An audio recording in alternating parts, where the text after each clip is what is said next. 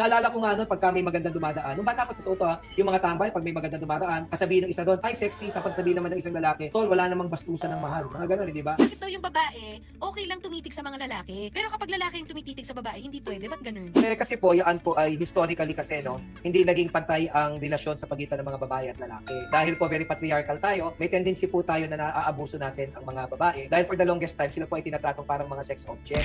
Kung mo sila ay natratong sex object, hindi po maganda yung ganyang pakiramdam. Very uncomfortable yan, eh, no? Nakakabastos, nakakaanoy, nakakairita. Kaya marami pong pinasang batas ang Kongreso na ang layunin ay tugunin yung ganyang inequality, ano, when it comes to our treatment of women. Because of these existing inequalities po, nagpasa po ang Kongreso, ang gobyerno ng mga batas, para po kahit sa batas ay matiyak natin na magkaroon ng pagkakapantay-pantay. Kung mo po ang tingin sa mga babae ay sex object at sila ay naaabuso sexually, yung mga pagtingin na ganyan ay hindi maganda. May Safe Space Act na tayo, eh. Bawal po mag-catcalling ngayon, di ba? Bawal kang sabihin, "Hi, Miss Sexy." Bawal na po yan. Nung bata po ako, hindi po bawal yan, eh. Naalala ko nga noon pagka may magandang dumadaan. Nung bata ko totoo 'to, yung mga tambay 'pag may magandang dumadaan, sasabihin ng isa doon, "Hi, sexy." Tapos sasabihin naman ng isang lalaki, "Tol, wala namang bastusan ng mahal." Mga gano'n, eh, di ba? Yan po yung mga pinagbabawal na po ng batas na ngayon. Yan po ang paliwanag kung bakit po hindi natin pwedeng tingnan ng malagkit ang isang babae because we can be held liable po under the Safe Space Act, yung tinatawag na Anti-Bastos Law.